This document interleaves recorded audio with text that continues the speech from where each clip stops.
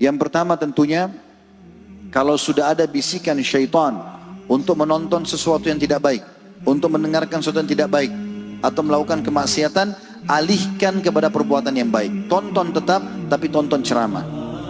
Langsung lawan, dan gampang. Kalau ada orang yang mengatakan syaitan itu kuat, dusta, syaitan lemah, Allah mengatakan inna kaida syaitani kana dha'ifa. Syaitan lemah.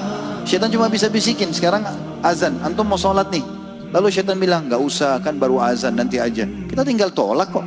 Enggak, saya nggak mau, sekarang saya mau ke masjid. Syaitan nggak mungkin menjelma cekik kita, kamu harus ke masjid, jangan ke masjid misalnya. Dia tidak akan bisa ganggu kita, cuma bisikin, maka lemah syaitan. Yang kedua teman-teman, sabar. Sabar itu dibutuhkan dalam 3 keadaan. Yang pertama, mengerjakan ketaatan Allah. Untuk dulu di majelis ilmu begini, dengerin 2 jam, 3 jam ceramah, butuh kesabaran. Kita pergi cari nafkah, laki-laki keluar panas, segala macam, dengan suka dukanya, butuh kesabaran. Ya, berjihad butuh kesabaran, pergi haji dan umrah butuh kesabaran, butuh kesabaran. Yang kedua, sabar dalam meninggalkan maksiat. Ini butuh kesabaran. Setiap orang di antara kita pasti terlintas kesempatan berzina, pasti terlintas berbohong, pasti terlintas menipu orang. Bisa kita lakukan, tapi butuh sabar. Dan disitulah puncak cobaan Allah. Allah lagi uji kita, sabar gak? Maka itu sabar. Yang ketiga, selain sabar dalam ketaatan, sabar dalam meninggalkan maksiatan, sabar juga dalam cobaan harian.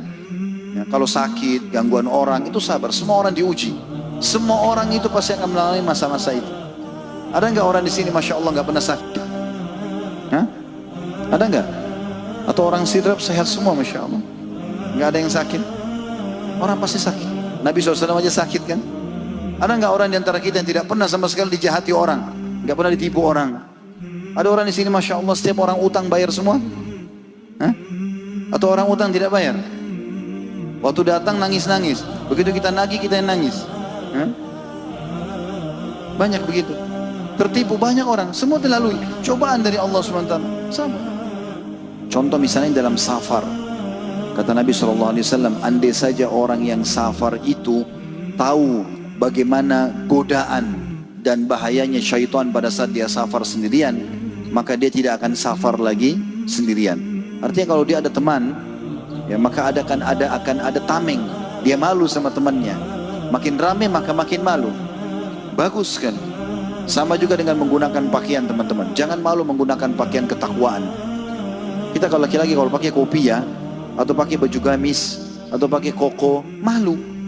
Baju itu bisa menahan kita. Beda dengan orang kalau pakaiannya memang ketat, dia memang berpenampilan yang memang mau menggoda lawan jenis, akan beda. Akhwat kita yang pakai jilbab, apalagi kalau dia pakai jilbab syar'i, apalagi sampai pakai cadar, masya Allah, dia akan malu. Pakainya menahan itu. Makanya Allah mengatakan dalam Al-Quran, walibasut taqwa dzalika khair. Pakaian ketakwaan itu bagus.